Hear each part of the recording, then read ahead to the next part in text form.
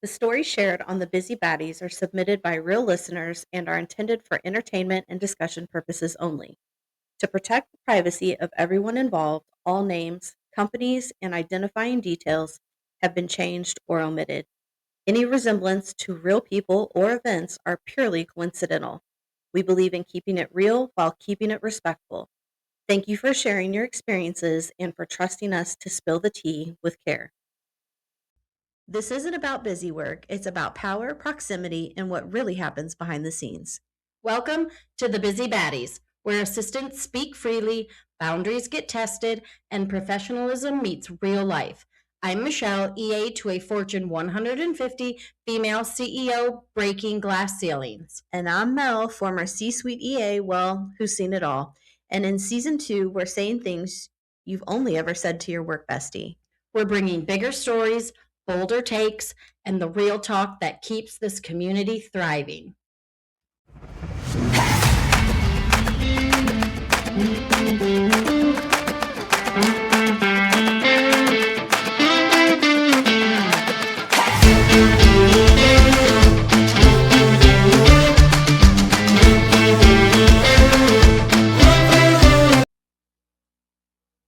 What's up, baddies? Welcome back. I hope you enjoyed last week's episode of getting to know us. Yes. We didn't receive any hate mail, so hopefully that was good. Yes. You feel a little closer to us. Yes. Get to know us a little bit better, because I feel like you always listen to these podcasts and there's people that just never really tell you about themselves. Yeah. So we just agreed that was probably a good idea. So. Yeah. So I don't know how many more episodes we could do about us. I'm sure we could, come up with stuff. So if you liked it, let us know. Yeah. And maybe we'll throw in some bonus episodes of, maybe how we grew up, beat up our brothers. Or we're beat up by our brothers. Yes. all of the things. Yes. And, Instagram, trying to get some stuff together for that. Some fun reels, some other stuff maybe we can start doing to get things together. So just thinking through that. But this week we're talking about something fun, which is, calendar Tetris. Yeah, when you said fun, I was like, ooh, I don't know how fun that is. I mean, maybe fun for some, but I think you have on here of why is this not an Olympic sport? Exactly. So true. So valid with the Winter Olympics going on. Yes. I know I'm enjoying watching it. So let's talk all things calendar. That's right. I mean, who knows? Maybe by the time we get on with this podcast, calendar Tetris will be an Olympic sport. Yes. EAs will be a recognized college degree, and several other world-changing things could happen. I mean, hey, we're shooting for the stars here. Go big or go home. Exactly. So when we say calendar Tetris, thinking about something like back channel negotiations, scheduling wars between executives. We all have been there with that one. Yeah. And there's several other ones. Which ones do you think of? Yeah, Michelle? I mean, how EAs really prioritize, all of the fires. Yeah. Everything is a fire, right? Yes. The magical art of finding time that doesn't exist. And, there's no better email that you get of, let Michelle work her magic. Yes. And it's just like, there really isn't any magic. It's just more who's the farthest down on the chopping block that is like that one that you just gotta go, sorry, I just can't. Yeah. Or the anxiety that you get when your leader's in a room and they're like, oh yeah, it would be so great to connect. Yes. Just get with Michelle. So it's like, that's when I started showing up in the rooms. Yes. So that I could be like. Absolutely. And not only that, but like being able to do it respectfully, in the right manner, because everything is important. So we want to recognize that, these aren't, or saying no isn't because like our leaders don't want to do the meeting. Right. The fact of the matter is there's 8 hours in a day, of that time, there's bathroom breaks, they have to eat.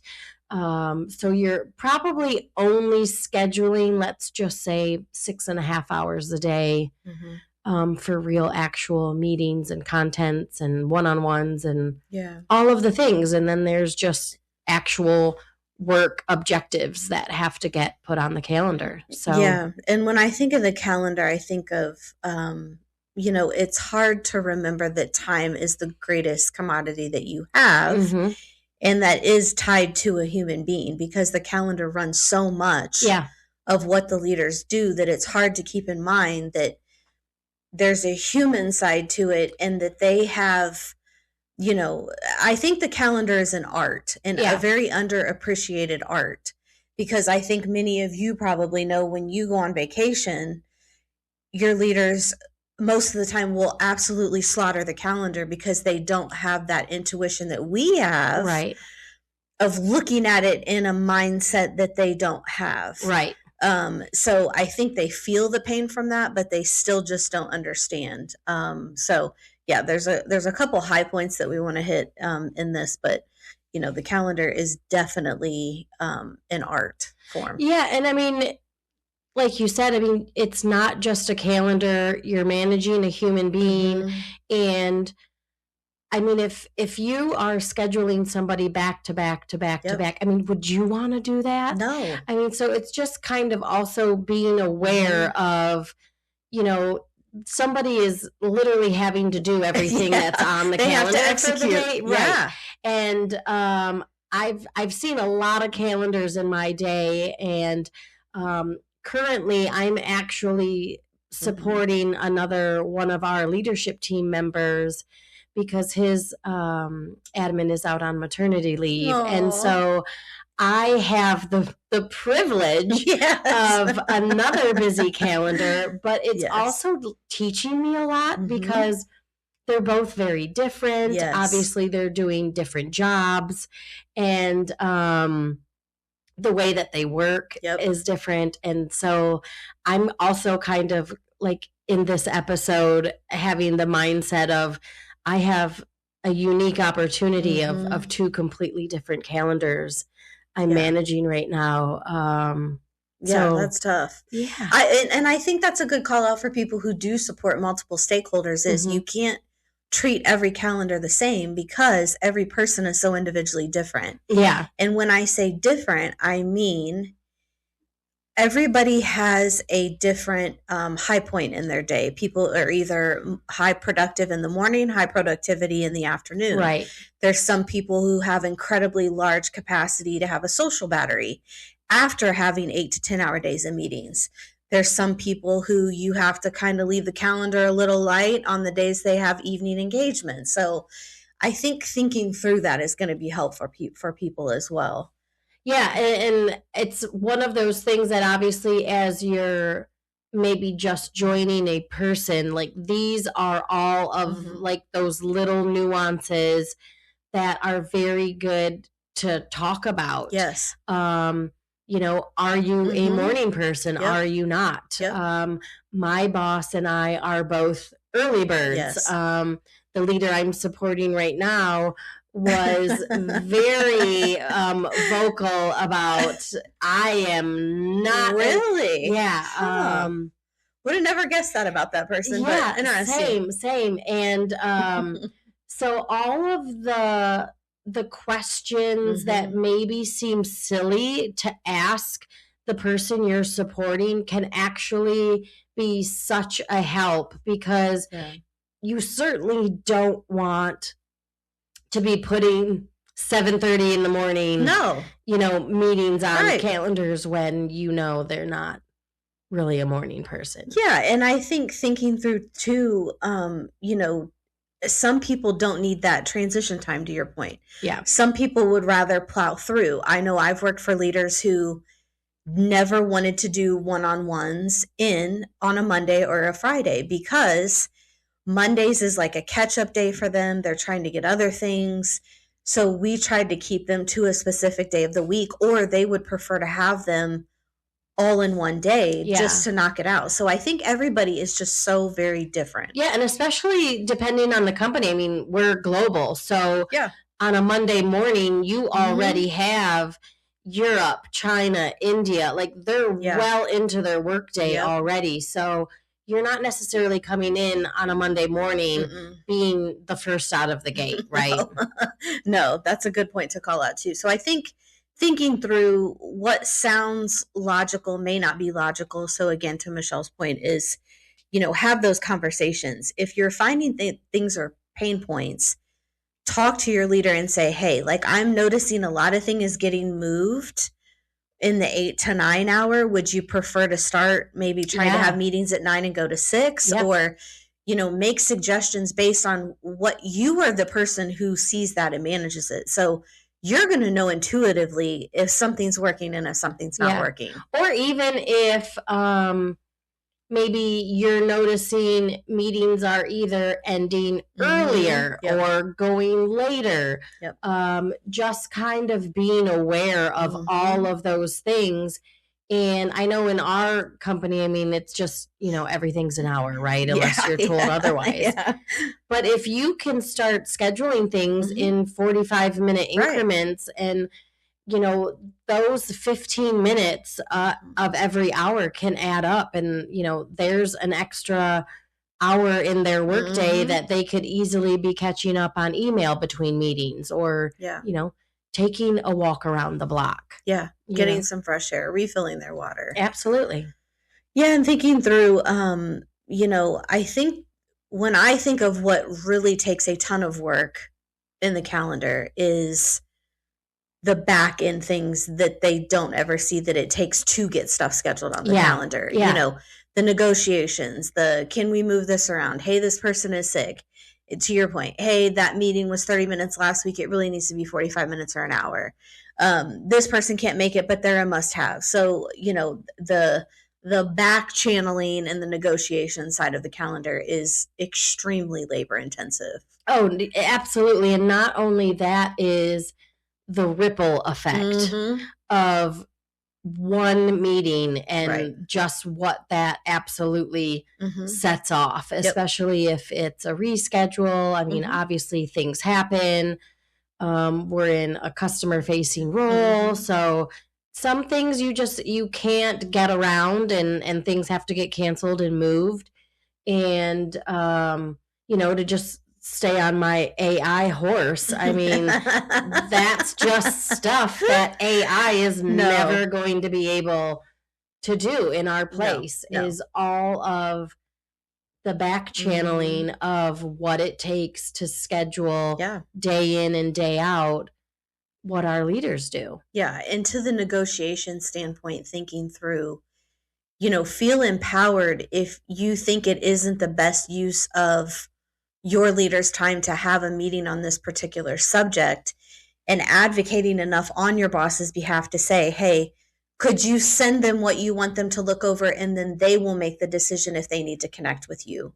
That is, I mean, I 200% agree with that. And I know how important face-to-face meetings are. I am not oblivious to why people want to meet with leaders face-to-face, but in reality, when you are working for a very large company, there is not enough time in the day, in the week, in the year to be able to effectively do every single meeting in person. And I really not really, really wish. That's when she really wants it, is when she really wants it. I just wish that people were more understanding of that demand for time. And if it truly is something that can be conveyed via email, please do it. Like our leaders would, I feel like, would appreciate and enjoy that more, of the understanding of, that we're busy, and it's not that like, I don't want to meet you in person, but just to be able to say, hey, this is one thing that I can easily update you via email, and I'll save that in-person card for something that's, really important. Yeah, exactly. Yeah, and when you send the leader something, they may have a different viewpoint of who needs to be in the room to make decisions than who you have in mind. So now, if you scheduled the meeting, not everybody's there that they would want to be there. Now you've wasted 2 slots of time on that person's calendar. Yeah. So you kind of become like the Chicken Little, so to speak, of wanting time on the calendar. And then you kind of get the reputation of this person just wants FaceTime. They're not really effectively using the time on the meetings. Correct me if I'm wrong in the comments, or tell me if I'm way off base, but I myself have experienced this in all the years that I supported people. Oh, absolutely. Yeah. And, there is nothing more, I guess, like, I don't want to say, reputation damning, but you do not want to be that person to where you're sitting in a room with people and you can see in everybody's faces that this did not need to be a meeting. Yeah. And that will live with you and your career. Yep. Trust us. Yeah. That, like, that's the worst feeling of when like my boss comes out of a room and was like, that was a total waste of time. If that person reaches out again, it's a no. And which is so bad. Yeah, but I mean, it's the honest truth. Like, there are those meetings where I feel really bad for the person in the meeting, because at the end of the day, they knew that did not need to be a meeting, and you blew it. Absolutely. And I think that's where it's important that if you are asking for the time, that you're sending pre-read no less than 48 hours before. You have set the expectations of the meeting when the invite has been sent, giving them what the purpose of the meeting is, the people that need to be in the room, the decisions that need to be made, what the ask is of them based on the pre-read that you sent. Set yourself up for success, and I don't want this to turn into an episode for people who aren't even going to listen or get benefits, but it's going to help you as an EA if you start asking for that stuff on the front end. Yeah, we started doing that. They call it the 4 P's and the 3 E's. Yep. So, and the 3 E's are the 3 exactly's. And it's been really helpful, especially for knowing when it really needs to be scheduled. Sure, right. Because, of course, in our line of work, everything's urgent. Everything needs to happen now, this week, tomorrow, all of the things. And that is, nothing's more frustrating than getting an email of, unless it's like a customer escalation of some sort, it really doesn't need to happen as fast as they want it. And that's always what it is, Yeah. I'll go to my boss and say, hey, so-and-so wants to schedule this meeting. They say it needs to happen in the next 2 weeks. No. And she's like, it absolutely does not need to happen in the next 2 weeks. Yeah. And so my advice to, again, those that probably aren't listening is be realistic in the ask. And I understand that this is your daily work, but really be mindful in the grand scheme of things to be realistic of when exactly it needs to happen. Exactly. Yeah. And thinking through, it's tough because a lot of people don't understand. I remember my last leader would always say, who's this person that I'm meeting with at 3:00 and why? And she did that a few times, and then it triggered me because here's the thing. Your leader goes to all these meetings, all these conferences, gives all these speeches, all these people come up to them wanting time. They don't remember every single person and why they said they wanted to meet. So I got to the point after she said that a couple times of just, parallel with that meeting invite in a bright yellow box, meeting context, and said, here's the email where the ask was, here's where you approved it, this is what they wanted to discuss.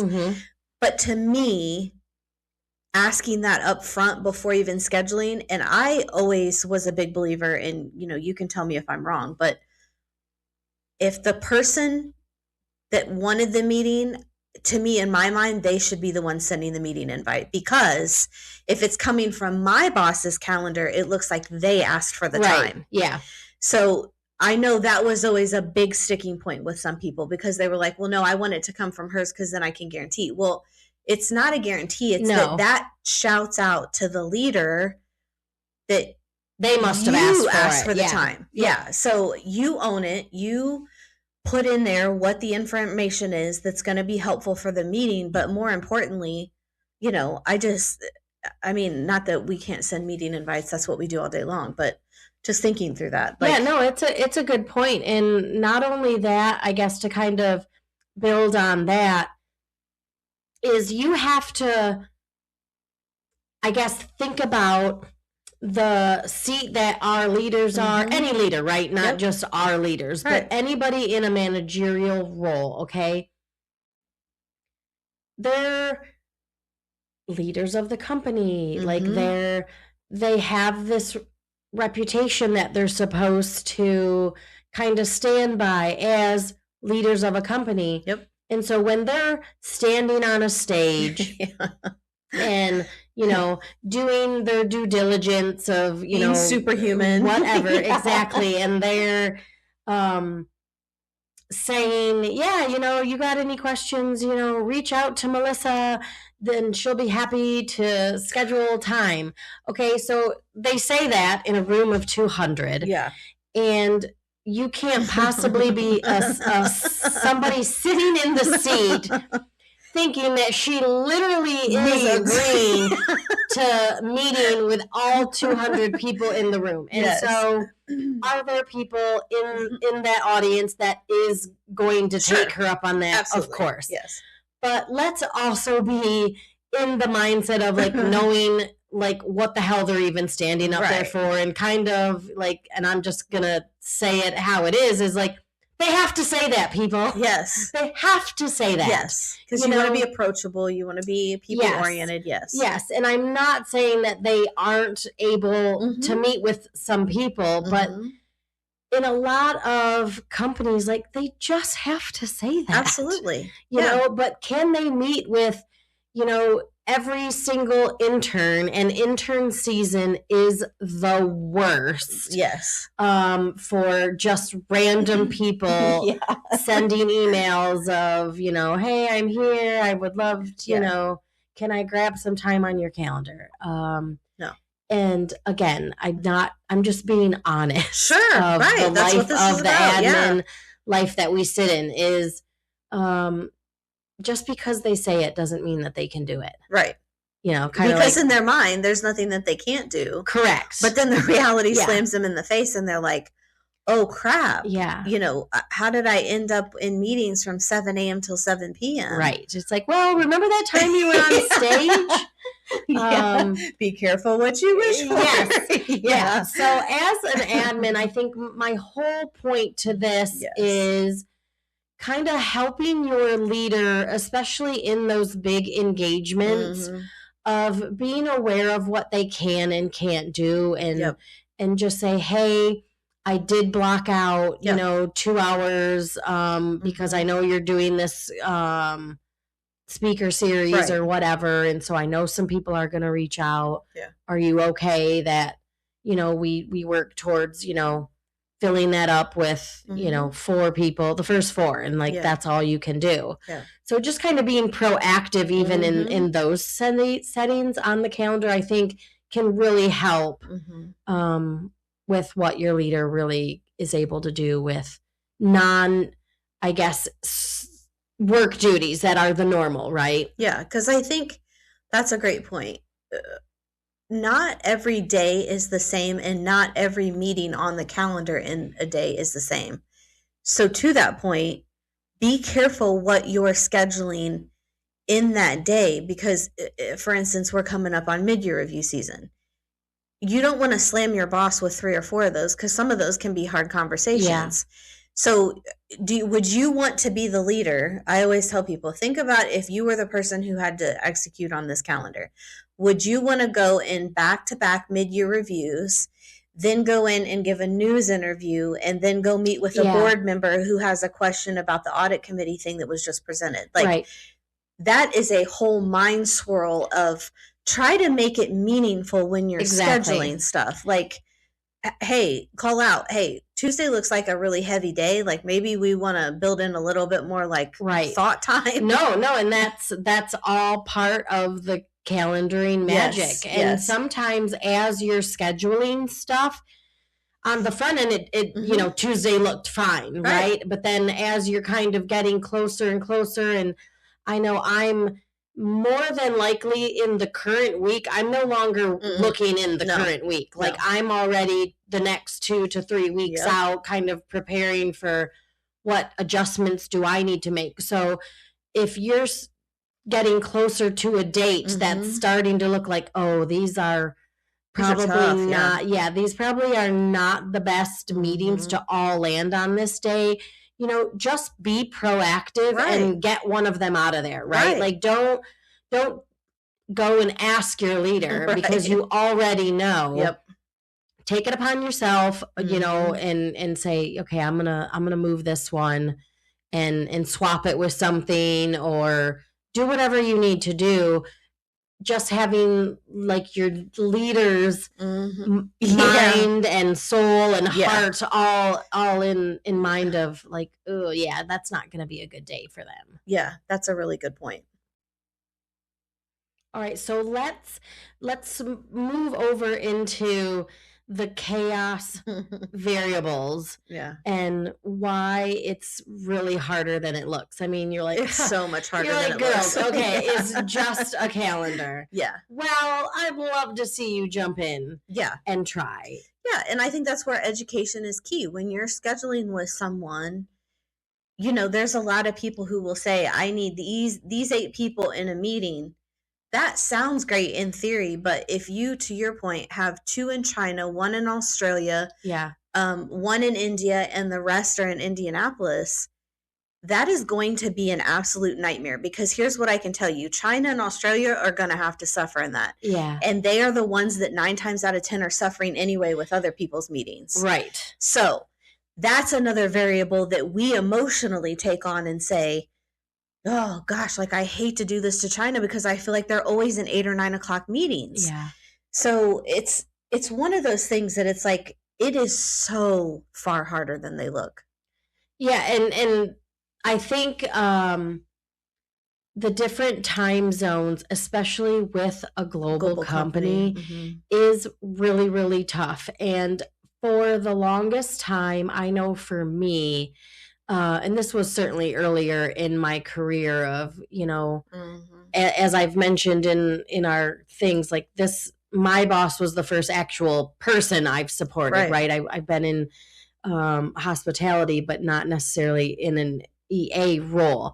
So getting used to have to like schedule around time zones. Earlier, I was kind of in the mindset of, well, you're choosing to work for a U.S. based company. So, sorry, like if you don't want to work at 9, 10 o'clock at night because you're in China and we're in the United States and we're the headquarters, like, sorry about you.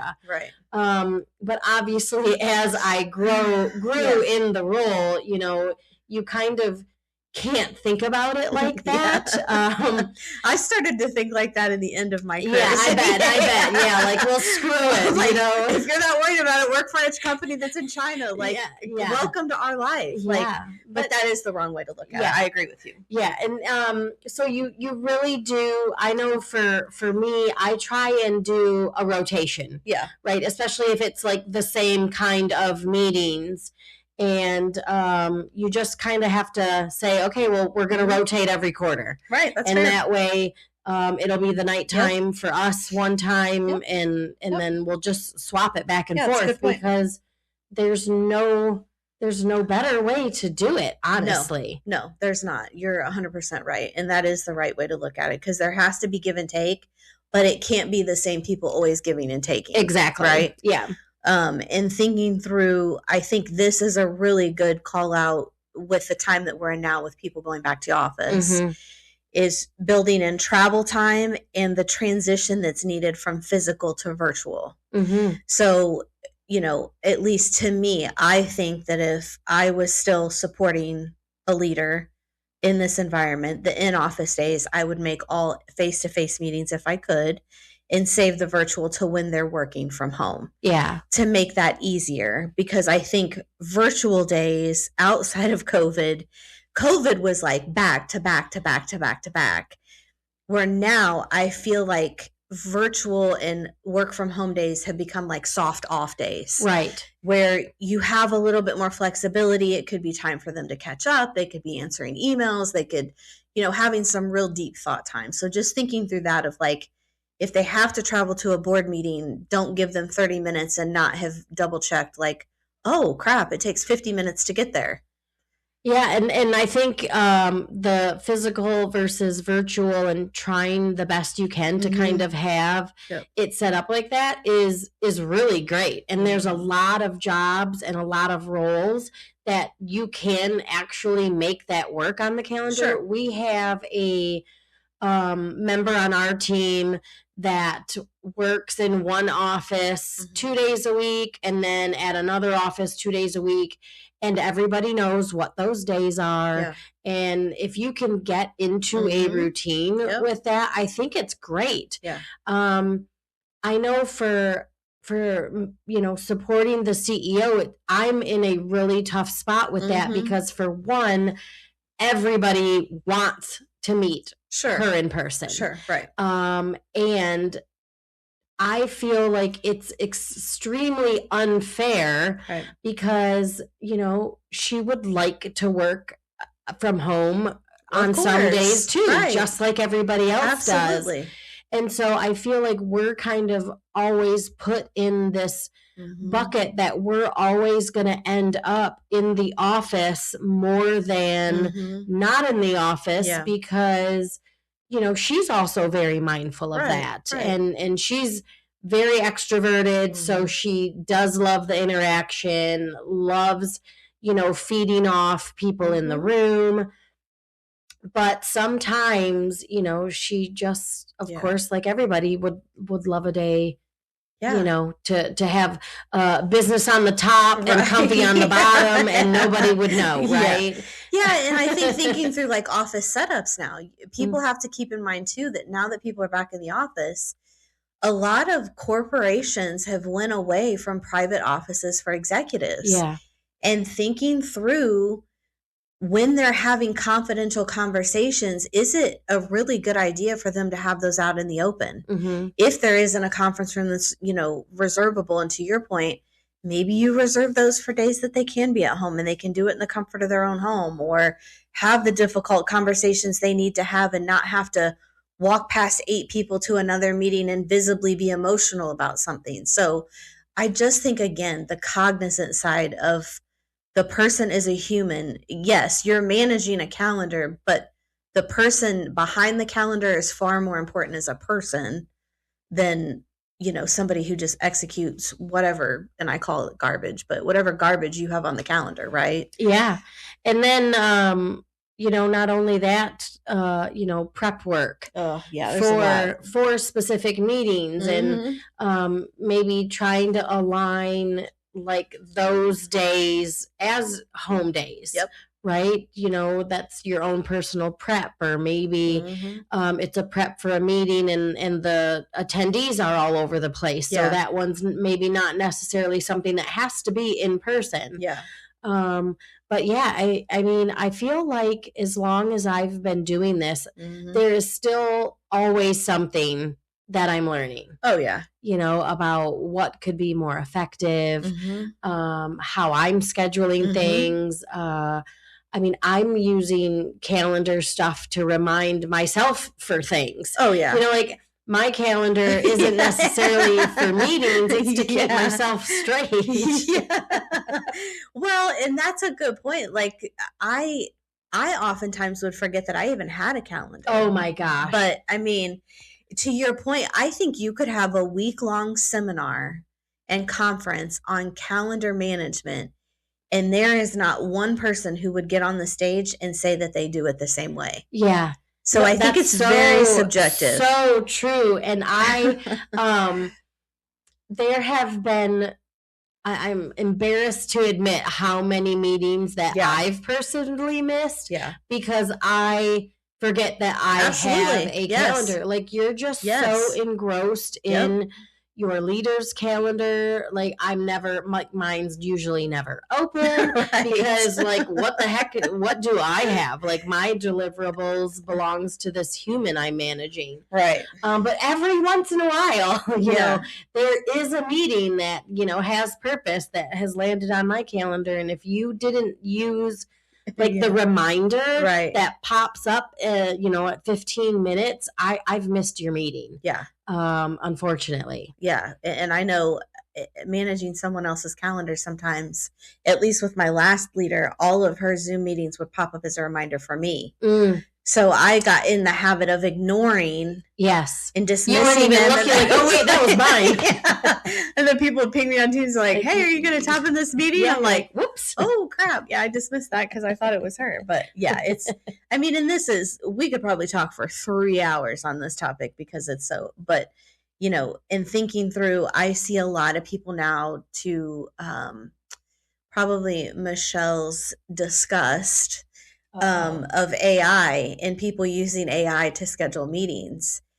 And it always kind of gives me like this sinking feeling when I see somebody and they're like, oh, like, here's the link to my Calendly and like schedule with me. Like, and I'm like, it feels impersonal. You know? I hate those links. Yeah. Like I think AI can help with some things. It can help with like seeking what open time is because that's what scheduling assistant is in Outlook. Yeah. But again, it just becomes really impersonal and it doesn't understand context, emotions. Yeah. Like, so what is your shtick with the whole using AI to schedule? Because it's basically just plopping something on the calendar, right? Well, okay. So in my world, because, you know, my leader's calendar is blocked, for that point alone, it's not ever going to work. Right. Because when I first started with her, I don't believe her calendar was like blocked. It was visible to people still. Yeah, like you couldn't see what the meeting contents but you could tell were, when she was busy. Yeah. So I would randomly get an invite for, I'm not joking, like even if there was a 10-minute gap somewhere, somebody found it and they sent us a invite of like so catch up. And I was like, I don't even know who you are or, you know, where to begin. And, you know, hey, I say props to you for, you know, being that confident that that was going to get accepted. That's a set of cojones, buddy. Right. So I had to shut it off because I was getting invites like that. So for that reason alone, I mean, AI isn't going to work in my case because it's not going to find anything. Yeah. But I worry more of, because I can't tell you how many times like I've had to either go to like the deleted or the sent to like find an invite that maybe I declined because it didn't work and then the calendar changed and it's like, oh, I'm pretty sure there was something she could do now. So I just worry about what would get lost in AI land. Because you're missing that intuition of like the memory of, that's a good point. And like, where is that like record of what AI is doing on my behalf? Like, is there an AI folder? Like, here's everything that it's doing for you so you can kind of follow its process. And AI doesn't have org charts either. So it's going to see Sally Sue the same as Sammy Sampson, right, is equals, where Sally Sue could be an executive vice president and, you know, Sammy may be the janitor guy whose kid is missing and needs the CEO to go on a billboard, right? Like, like it's not going to recognize who Yeah, we have lots of duplicate 100%. names. I mean, Yes. we're a very large Yeah. company, and I don't necessarily know the middle initial of the No. right, Susie, Sammy, Right. that I need to meet Yeah. with. So, Yeah. And they're not going to know that. Yeah. If you're just sending somebody a calendar link, their AI is not going to know, is this person more important than anyone else? Because Right. everybody Yeah. just needs a spot. Right. It's a very literal booking, like, okay, here's a person, they need a plug, this is what they're looking at, this is what I have. Well, Yeah. that doesn't even make like remote sense to me. Right. Because you could be booking a really imperative time that you need for an important person. Right. So yeah, I just figured that you would love to get on the tangent of AI and what it can't do. I love what it can't do. All right, so let's get to, and I love that you're already laughing because I think this could really get us riled up. But yes, we have this as the absolutely not rules, only EAs understand. Yes, which every leader has the absolutely nots. I mean, and some of them are completely unreasonable. I mean, don't even get us started on some of the leaders that we have had to schedule around, and you would have thought they were Oprah Winfrey. Right. You are still receiving a paycheck and an employee at a company. Yes. And these are complete unrealistic guardrails to keep me in. Oh my gosh. Okay, so we have to jump on this first one because this was a team years ago. Yep.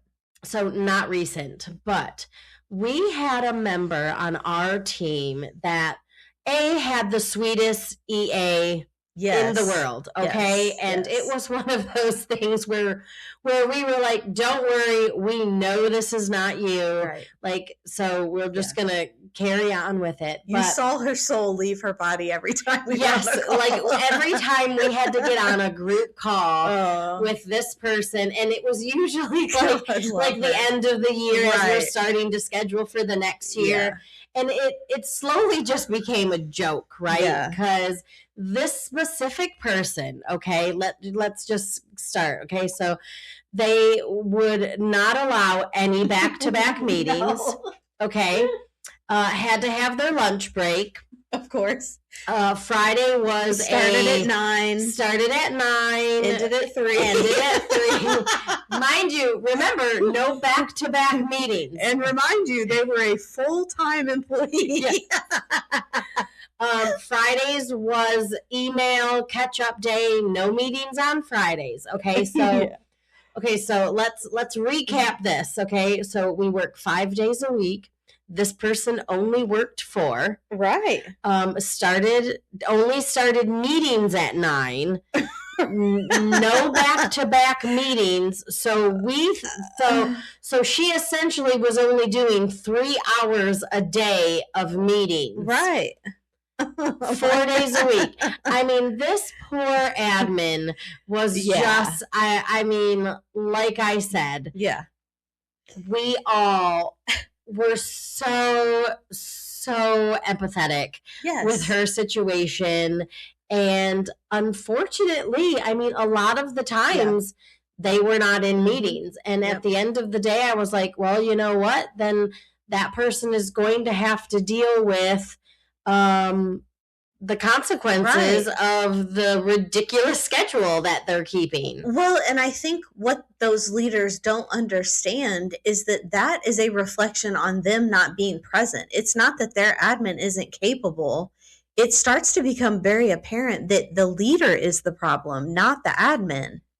So, I mean, we all have had these ridiculous rules that people have tried to put in place. And it's like, it's a great reminder that, you're not alone. There's people who say, I can only have 90 minutes of meetings and then I need a 30-minute break. Well, it never fails.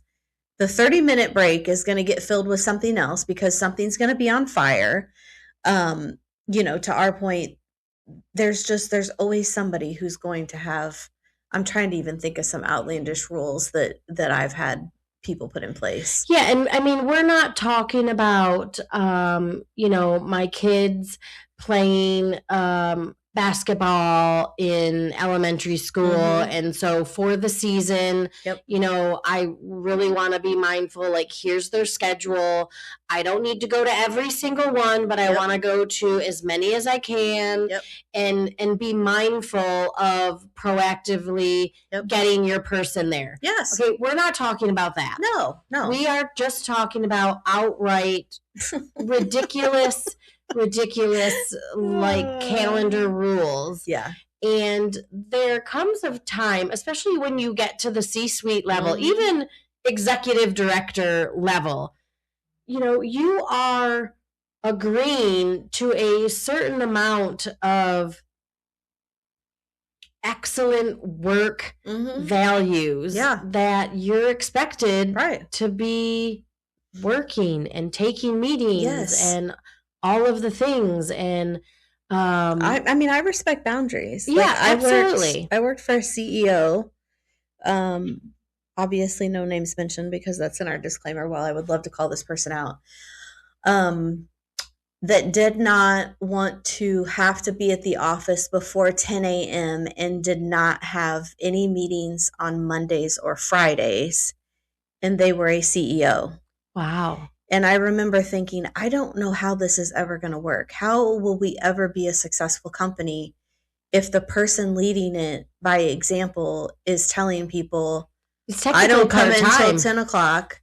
I don't do meetings on Mondays and Fridays. Like, it was just, I remember it was very strange. Yeah. Like, and it was an unreal, because to me, in my mind, I'm thinking that the visibility of this is really bad. Yeah. But how do I explain that to the person who's running the company? Was it a global company? No. Okay. Well, at least that was not in the equation also, because I couldn't imagine like having a 10 a.m. start and you're like, well. No. Because it was like, well, I like to read the IBJ. I like to get the kids off to school, have breakfast at home, then make my way into the office. And I'm like, yeah, I would love to do all that too. Yeah. But that's not what you do when you're a CEO. Yeah. And I could even say like one week a month, I would like to give my spouse the break and do the morning stuff with the kids. Like, I would have so much respect for that. Yeah. And their spouse didn't work was the whole hinging thing. So it was like, it was very hard to rationalize in my mind, but I remember thinking, this is like an impossible, I can't stick everything in Tuesday, Wednesday, Thursday. Yeah, 10 to 5. And they like to leave at 4:30. Like, I mean, I'm like working on limited availability here. Like, this looks really bad. And then what do you do if investors ask, or, board members, or, are you going to make yourself available? Because no means no for everything. So I just remember how that felt like, and I think sometimes people just don't think through from the leader standpoint of the visibility of what that looks like to the organization. Yeah. And even today as an admin, I carry so much weight of not being able to schedule the things that I know I have to schedule. Like, just legitimate things that I already know need to happen. Like, I don't need to, ask about, like, is this important? Is this not important? And it's one of the things that in my role probably stresses me out the most. Sure. Is knowing the volume of meeting requests that come in that I can't schedule. And then even trying to make that call of, what can I move out? Right. Because, everything that's on the calendar for this coming week has already, it didn't pop on there this week, right? Like, it's already been meticulously placed where it needed to go. Yeah.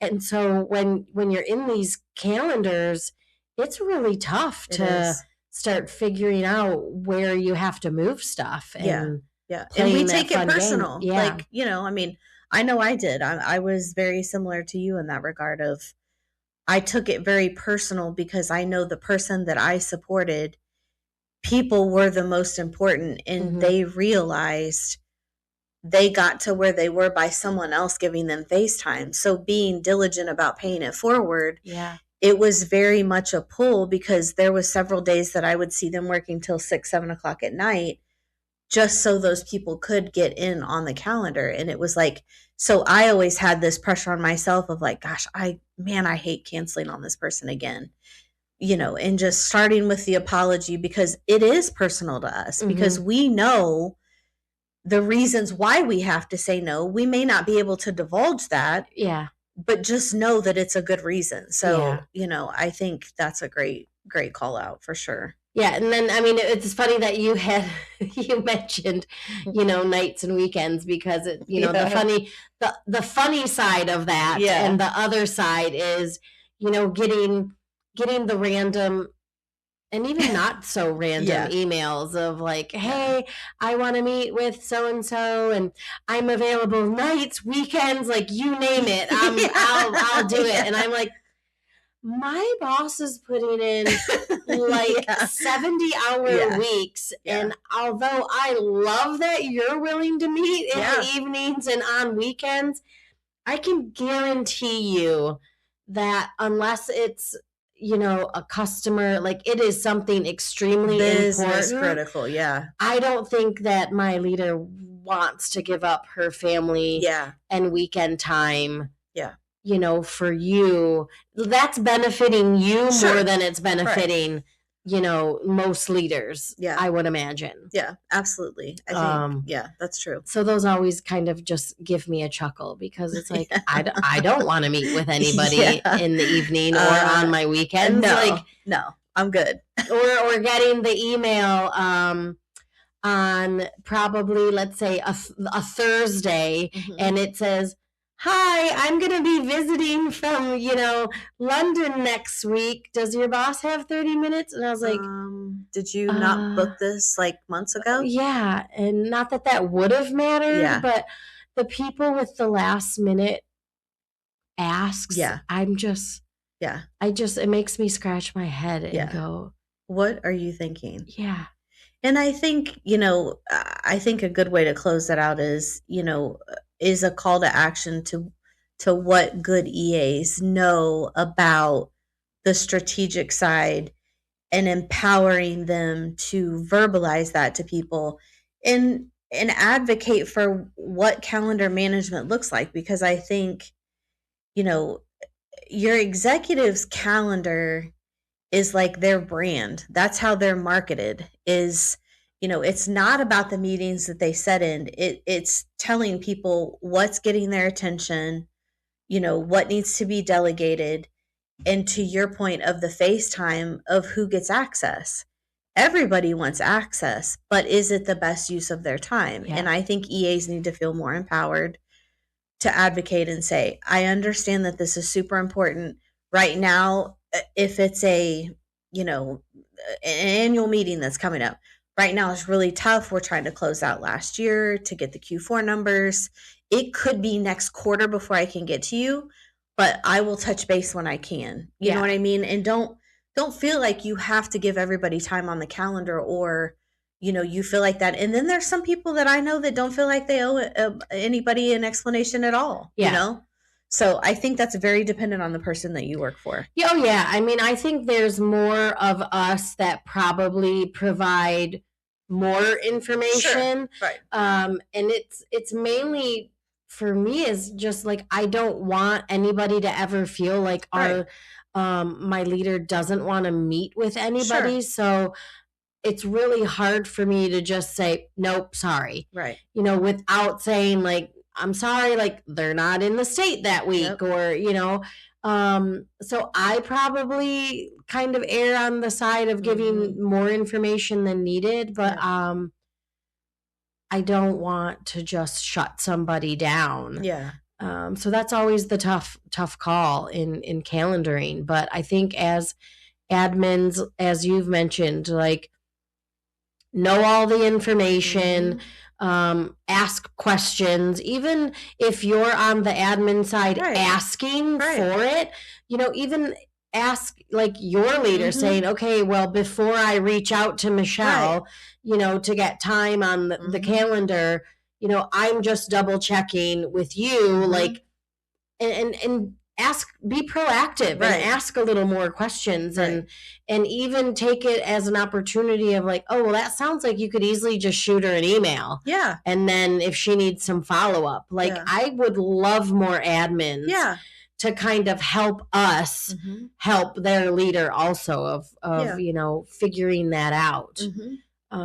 Because like we said it a million times, like, we understand everybody wants meetings in person. Yes. For the most part, it can't happen all the time. Yeah. And to me, if you're wanting that person's feedback, it doesn't matter if it comes via an email or a meeting. To me, if I was a leader, I would have more respect for someone if they gave me the option to meet them in person versus me feeling like my time was wasted giving my thoughts on something I could have typed in an email when I was working till 9:00 at night. Yeah, and then I always fear that even in the in-person meetings, like, you're moving so fast to where then you leave the meeting and you're like, oh, I wish I would have said this. to where, like, in an email you can really be thoughtful and make sure everything is captured. Yep. And then, like, if they want more information, details, they want to actually discuss it. And I think then it even helps in that aspect because you've already laid it all out. Yeah.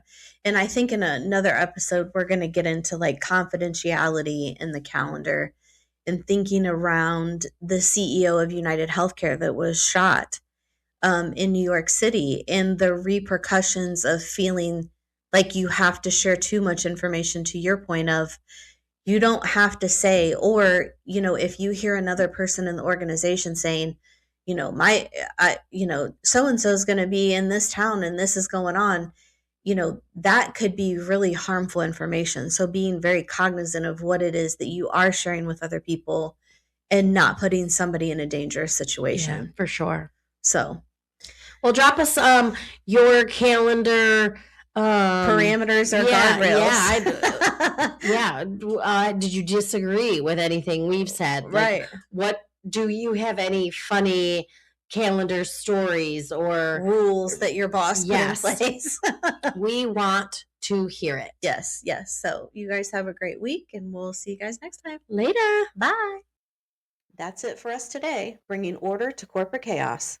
Don't forget to like, subscribe, and hit that follow button. Yours truly, Melissa and Michelle, the Biz-y Baddies.